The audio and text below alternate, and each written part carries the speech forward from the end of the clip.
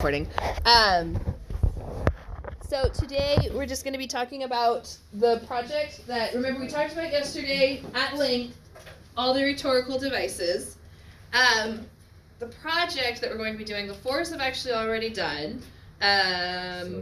Max is going to be doing it again too, because he was like, I was like, do you want to do this project again? He was like, yes, I do. And Carrie, who's actually an aide and doesn't have to do anything for me for grades at all, was like, I might want to do it again. I'll have to see. It's like, so anyways, so threes, before you complain about this project, just know it is beloved. It was kind of fun. It is pretty fun. So what we're going to do, and I'm going to have to get everything set up, because I haven't gotten anything set up yet, because I don't even want to get into it on camera. But anyways,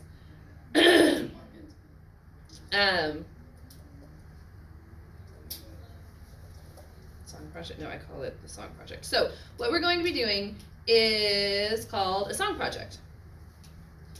And, goodness gracious, I can't find my original. Oh no. No, it's here somewhere. So all that's gonna happen is you're gonna choose a song. It could be any song. You're gonna have to fill out a form. There's only 9 of you in the class that will actually be presenting, right? So the chances of 9 of you choosing the same song are very, very slim. We've had other years where I had like 30 people and I had to be like, no, you can't do that song because somebody else is already doing Katy Perry's Firework. Okay. But anyways, so I'm gonna have it all posted for you and official. But the song project is you choose a song and then you'll put it in a PowerPoint and you'll be going through and you'll be finding the rhetorical devices that we talked about yesterday. Everybody with me? Okay. So if you are like me and you're like this project could actually be the death of you because you really don't listen to music, musicals are fabulous, right? Musicals are really fabulous. Disney movies, if the song is long enough, is really great. If you want to do 2 shorter Disney movies, like there's 5 in this one and 5 in that one, that's perfect too, okay? The only rule is it has to be 10 unique instances of a rhetorical device. You can have like 2 similes, but they have to be 2 different similes, okay? Does that make sense? Like you can use Katy Perry's Firework and you can say, do you ever feel like a plastic bag? Yes, that's a simile. Do you ever feel like a house of cards? That would also be a simile. That's 2 similes. So that would count as 2 towards your 10. Yes? If anyone's thinking about doing a Broadway show, a really good Broadway show would be The Hunchback of Notre Dame. Hunchback would be an excellent one. It is rife with rhetorical devices. We talked about in our video yesterday, I rave about Sondheim, Into the Woods. Like the actual 15-minute long song. Obviously, you're not going to be able to show the whole 15-minute long song, but what was I saying? There's definitely, like, you have chiasmus, you have interlocking word order, you have all of the things that we were talking about. Like you're going to get different. You're going to get different pieces. You're going to get different devices in musicals versus like pop music. Okay, everybody with me? All right. Questions, concerns, comments? It'll be due probably, I need to look at our calendar because I don't think I actually put time into it. I might assign it and then have it due in April. Does that make sense?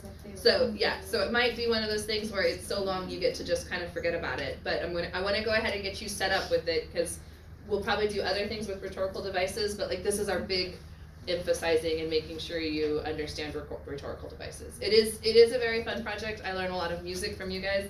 Like I'm like, well that's fun. Another good one has always been Steven Universe songs. Have a lot of rhetorical devices in them. Anyways, you guys are intelligent individuals and you'll be just fine. Not worried about it at all. But I just want to let you know that's coming down the pike. I was actually going to set it up for you really, really quickly, but that is not a good use of our time because I can't find everything immediately. So it's going to take me a minute to get it set up. And I just wanted to let you know that is coming. Okay? April might be too long because I don't know. I'm going to sit down and figure out where it is, but it won't be before February 14th because I'm not getting us off of our February 14th date. Yes? So You said one song? One song. But if we're doing Disney, then we can. If it's a short song, it's okay if you do like 2, but just let me know that you're gonna do 2. Like Reflection is not gonna. It has lots of stuff in it, for Mulan, for example, but it's not long enough to get you your full 10. So I could do another Mulan. You could do like all of the Mulan lyrics, but we would have to pick one to watch. I'm trying to think people who have done things successfully. Be a Man has been done successfully with 10 unique instances. You must be swift as the coursing river. Simile. Yes. With all the strength of great time. Another group audition? Heathers. That's a good one. I've already got you you're just like, oh my god, what song am I gonna choose? So, I'm gonna give you a couple weeks to think about the song, so that'll be like the first step. You'll get points for choosing a song, and then you'll get points, and there'll be a rubric and everything, so you know what's expected of you and everything like that. The only rule I have that limits your creative choices on songs is -5 points for every bit of profanity that is in your song. So the official stance is no profanity in your song, no bad words, right? But if you think it's worth having a profane thing in your song, it's -5 points. It's not worth it. Pick a different song. Okay? Okay? Yes. What if I put in parentheses kids songs? No Tupac. I know that's I have never had to say ever in my life no Kids Bop versions. Ever. no Kids Bop. Never have those words had to pass my lips, but I think I can agree whenever I think everyone will agree with me whenever I make the first censoring rule ever, no Kids Bops. If it has that many bad words, pick a different song. Have you ever had anybody rickroll? No, I have not. You'd be the first. You would be the first. That's mostly just hyperbole. Yeah. That's true. Yeah. So you get a lot of that. Yeah, but like we might then have to make a rule like, yes, you can have repeats, but if you hand me 10 different instances of hyperbole, I'm going to tell you to go do something else for me. Like you're going to have to do another You can project. do like 3 of the same thing. Yes. 4 is a bit excessive. Okay? All right. So, the hardest thing that you're going to have to do is the so what part of the rhetorical devices in the song. Okay? And remember, the reason it's hard is because we talked about yesterday, all of these rhetorical devices are about emphasis. They're emphasizing something. Yes? What are they emphasizing and why? That's the so what. Yes? Okay? So the sound emphasizes, the S sounds emphasize the hissing snakes, the murmur sounds emphasize the fact that you're near water, you know, whatever it takes. It's emphasizing something to make the picture clearer in your brain, because it's words. Yes? And the point of words is to make pictures in your brain. That is what reading is. Taking squiggles on a page and turning it into a picture in your head. Or a movie in your head, actually. Yes? Okay? So, like I said, I'll have that posted. I just didn't want you to freak out whenever you saw it. It's actually, it's a project that we do every year, like I said. People always enjoy doing it again because you can always get more out of it, and you just pick a different song. No fours, you cannot just submit the same song project you did last year. That defeats the purpose of the whole. And yes, I'll know because I saved them. I have them.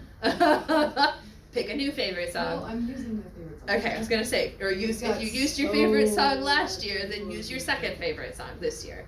Okay. So I think that's about it. We can go ahead and dive into the Latin. Hang on, give me 1 second. I didn't set this. I have not gotten into. I know you guys haven't gotten into the swing of things yet, because I haven't gotten into the swing of things yet. So we ended yesterday. The bell rang just as we were talking about. Fast Talker's version said "famam," and ours says "flamai," which is really, really different. I actually need to. I'm gonna go ahead and take out far right now. So far. What does he have? I just turned straight to 587. Wow. Yeah. Good job. Yeah. So Far has Flamai. So I don't know what version Fast Talker was using that he has Famam. I've never seen it with Famam before. I've always seen Flamai. But remember yesterday we were talking about Lectio, Difficilior, and that's when the bell rang. So Difficilior you can see is comparative. With that Eor, it means more. Yes? So Lectio Difficilior means the more difficult reading. Right? So that's how whenever the people who have far more advanced degrees than I do sit down and argue over which manuscript has the correct form, like the one that Virgil is most likely to have written in his own little hand, okay? The one that they go with is the one that's more difficult in the reading, with the idea being that the people who are writing it down, if they make any kind of scribal error, they're going to make a scribal error that makes it easier to understand. Right? Like you're looking at it, you're like, that doesn't make sense. Why would you say famam? Why would you say flamai? Surely they meant famam. Right? Okay? So whichever one they think is more difficult, that's the one that they consider more correct or more accurate or more or closer to what Virgil or the original author potentially wrote. So that's one thing that I learned in college that I like to pass on to you guys. It's interesting. Okay. It'll take me 2 seconds to get, well, it'll take me more than 2 seconds. It'll take me just a minute to get this set up. This is our last section for Book 2 of the Aeneid. It's been a long break, and it's actually been a long time since we did Book 2 because we actually left off with Caesar on Book 2. So just some quick little reviews over Book 2 of the Aeneid. Who is the speaker of Book 2? Aeneas. Aeneas. And how do you know it's Aeneas? Because Aeneas is telling the story. Now, I will tell you, on the AP test one year, Robert Moore came in, and I'm like, you can't tell me about the AP test. He's like, who's the speaker of Book 2? Who's the speaker of Book 2? And he was really, really excited because one of the questions on the AP test was, at the end of the short answer, Book 2 passage, who is the speaker of this passage? And it very clearly said Aeneid, Book 2, and they were like, Aeneas is always the speaker of Book 2, and I nearly had a heart attack because there are parts where, like, yes, Aeneas is technically the speaker, but like he's talking for Creusa, and he's talking for, like, we're about to hear from Aphrodite, but we were okay. It was actually like Aeneas's rah-rah speech where he was trying to, or the part leading up to, or one of those pieces in the, nope, that was Book 1. Anyways, it was clearly Aeneas talking. And so it did work out, but so I haven't really used that as much as an inside joke because the question has been asked, and now the chances of it being asked again are very, very slim. But there will be a question at some point on a test, who is the speaker of Book 2, and your options will be Aeneas, Virgil, Caesar, or your mom. I remember that. It is one of my trademark questions. And the whole point is just, Aeneas is the speaker of Book 2 because he's telling the story to Dido. And Book 3, he's also telling to Dido, but honestly, I've never, it's been a very long time since I even read Book 3 in English, if I ever did read Book 3 in English. Book 3 is just not as interesting. Book 2 is the fall of Troy, and then Book 3 is like all the stuff they did between Troy and when we found them in the sea, and Aeneas is cursing the heavens because they're all about to die, right, in Book 1. That's what Book 3 is. It's not as interesting. Yeah, it's just not as interesting. So, not as many people read it. What am I looking for? I don't even know where the buttons are anymore. Did they move the buttons? Quite possibly. Here we go. No, not that. Okay, I give up. I quit. We're just gonna go with it. I just need font. Where is font? There's font. Let's make it bigger. Like that big.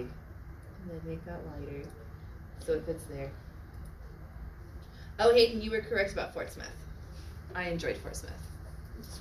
I was there this past weekend. I like that they're not as they're less south than we are, but they all have like a deep south accent. It made me really happy. We have family friends there. Nice. Very nice. Okay, I'm gonna unplug this, hopefully it doesn't freak out. Okay.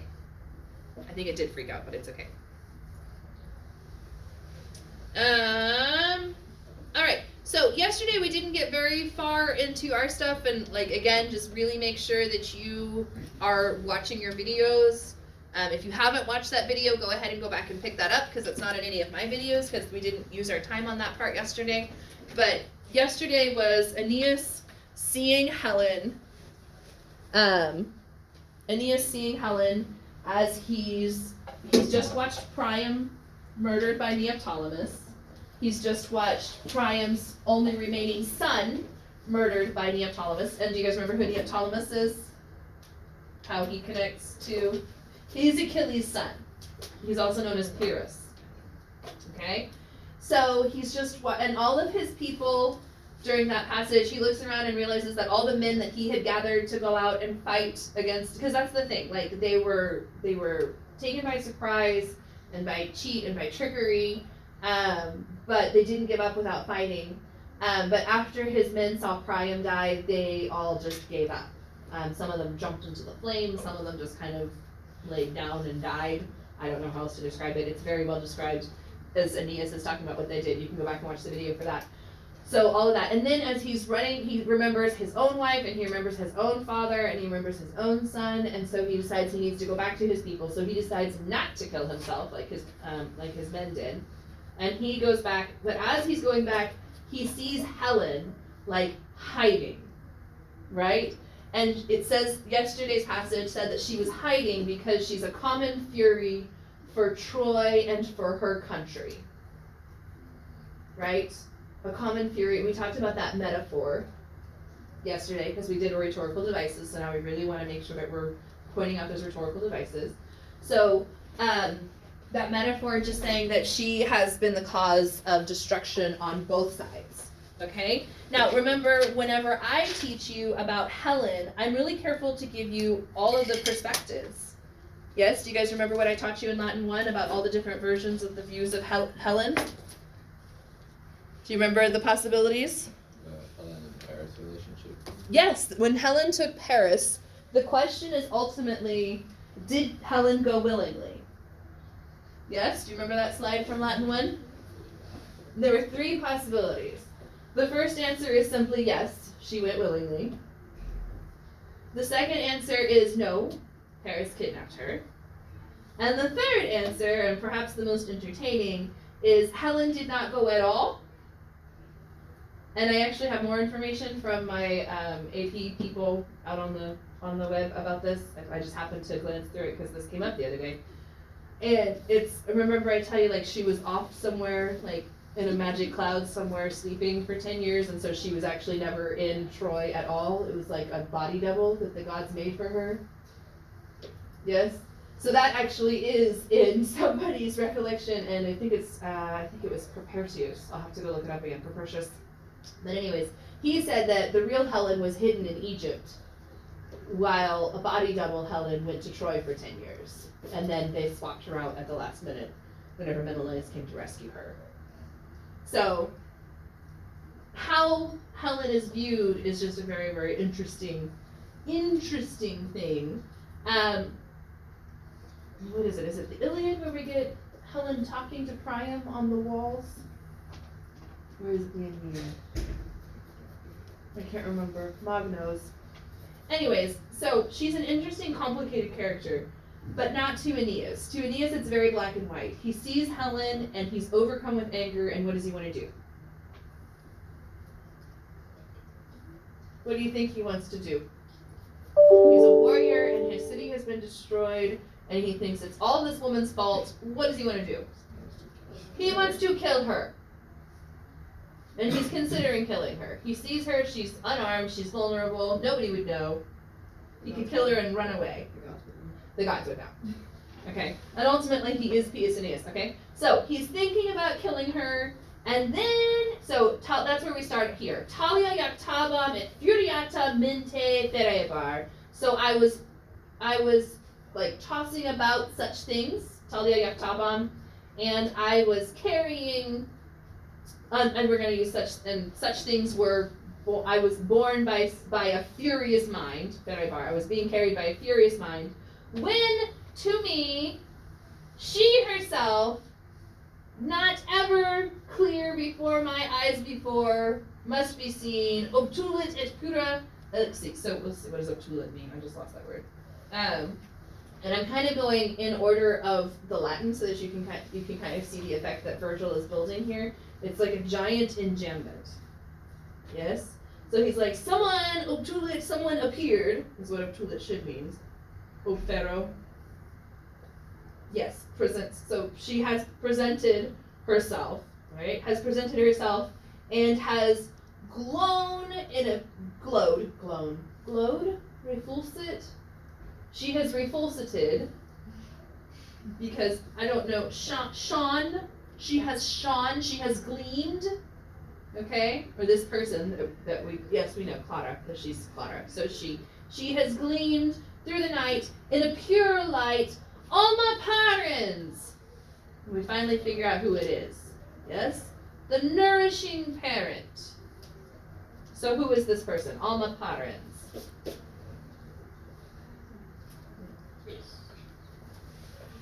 Venus, yes. You draw? You work? No. It no work. Waking birds. I've been watching It's on. Wizards of Waverly Place. Beep, boop, beep, boop, beep, boop. Try selecting a pen.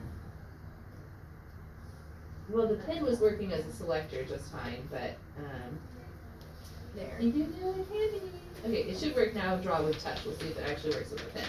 Okay, so it will not. So all of this part right here, that is Venus. Yes? So Venus shows up. And what do you think? Just think logically. I know you should have already watched this, so you should already know. But just think logically. Do you think Venus is going to say, yes, my son, of course you should kill Helen? Or do you think she's going to tell him, stop? Stop. What do you think? Stop. With an AH. Yes? Yeah. Yeah, well, yeah, she's a demigod version of Aphrodite's beauty, right? Because that's what, we talk about female demigods in ancient times are just really pretty, right? Boys get all these cool powers, and girls are just really pretty. It's one of the reasons why I appreciate Rick Riordan's books. But anyways, that's a side story. So she shows up, and she says a bunch of things. He goes through this with his exact words, but basically she says, son, do you see Nate? Yes? Son, Nate. You having been born from me, but it doesn't actually say from me, that's just heavily implied, right? Okay? But it's the vocative, like she's talking to him directly, it comes from natus. Yes? Are you with me? So Nate, son,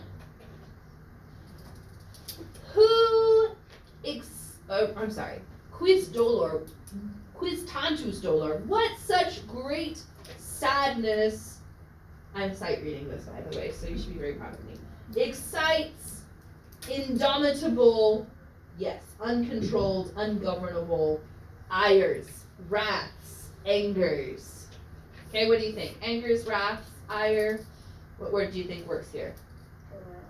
I would definitely go with wraths, yeah? Like, he's seeing red, that anger that, like, it starts at the top of your head and it just kind of feels like it prickles your skin all the way down to your arms and to your toes. And then, like, your vision goes red for a minute and then it kind of clears up and you just have to be like, oh, I was just crazy for a minute. That does not happen. That doesn't happen to you? I'm glad you have never been stoked into a pure rage before. Because that is kind of what happens whenever you have, like, the actual, like, physiological response to pure rage. I remember seeing Thought it was just just really mad at Carter. You stood up and yelled, "Sit down!" during a thunderstorm, and right when you did, the lightning. The lightning struck and he was like, Like everybody, like there was a thunderstorm, and right when she went, "Sit down!" it just like the thunder clapped so loudly, and there was lightning, and everyone was like,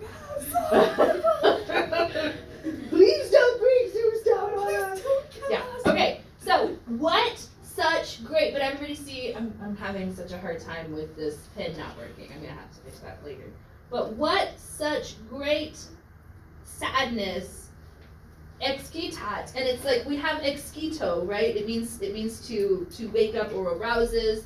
Okay, who knew that a word you learned in like Latin chapter 5, Latin 1 was gonna be in Virgil, right? The people who wrote your book. Okay? So but tantus goes with dolor, so what such great sadness excites ungovernable wraths. Quid furis, which is, I'm gonna kind of take like, at what do you rage or what enrages you? Yes? Or maybe even why do you rage? Yes? Are you with me? Okay? I probably got the tense wrong there. So whatever he says, go with what Fox Doctor says. Because I'm looking at it, it says furio is first conjugation, which means that furis is weird. So, anyways, or out quonam, where on earth, where on or earth has your care left for you? Yes, departed, I think is what that means. Again, I could be completely wrong. Cheaty book, sorry, it's that kind of day. I was trying. You saw me trying? I tried. So, cheaty book. But basically, she's like, are you out of your mind? What is going on with you? Why are you so mad? And why has complete sense left your head? Blah. I can English and Latin at the same time. Okay?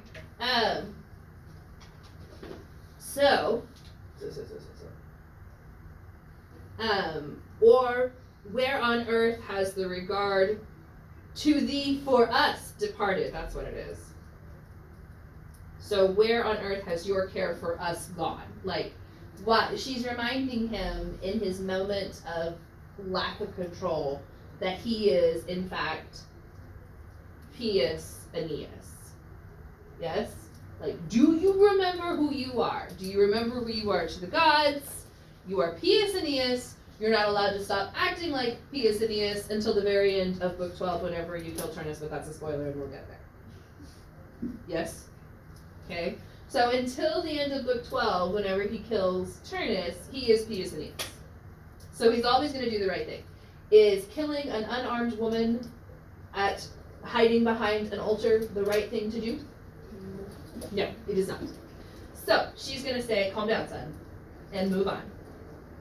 Okay? Non prius aspices ubi fessum aetate parentum liquidus Anchisin superit conjuxne craiusa anciusque puer. So without even being able to translate it word for word, you could pull out of there well enough for a multiple choice. Like she's reminding him, think about your father, Anchises, think about your wife, Creusa, think about your son, the boy, Ascanius. Everybody see that? Okay, because remember, on a multiple choice, or even on a short answer, you don't have to be able to translate word for word. There are only 2 instances where you have to be able to translate word for word on the AP test. And that is the translation and the essay. Yes? Everything else, being able to have a cursory understanding is going to be perfect. Yes? Okay? So while you're looking through it, it's okay to go, I don't know exactly what all those words are meaning, but something about his parents and Anchises and Creusa and the boy Ascanius. Yes? Would probably be enough to get you there for multiple choice question. Everybody with me? Okay? So 3s, you're over here going, oh my god, I cannot read that. I know. It's okay. You're a Latin 3. Either. No, you can read it. You're a Latin 4. I can? Yes, you can. You You're just need some supposed to. vocabulary. Be studying your vocabulary, yes? We'll get better. We will get better at this. I don't know how, but we're gonna get better. I'm gonna figure it out. It'll come to me in a dream. Yeah, that's how it usually happens. Actually, you would not believe how many of my brilliant teaching ideas like come to me in a dream, and I wake up and I'm like, thanks, unconscious Whipple, and then we go and we do our most successful lesson. I don't have dreams about burning children. Raining fire babies. Anyways, so but it says, will you not first see where you have left your father Anchises helpless with age?